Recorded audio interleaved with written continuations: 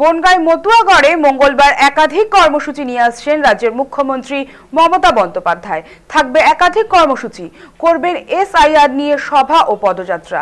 সেই মতো স্থান পরিদর্শনে উপস্থিত নিরাপত্তা আধিকারিকরা।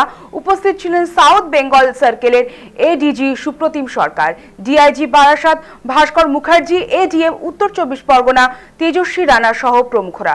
সঙ্গে ছিলেন রাজ্যসভার সাংসদ মমতা ঠাকুর এবং বনগাঁ সাংগঠনিক জেলা তৃণমূল সভাপতি বিশ্বজিৎ দাস সহ অন্যান্য নেতৃত্ববৃন্দ।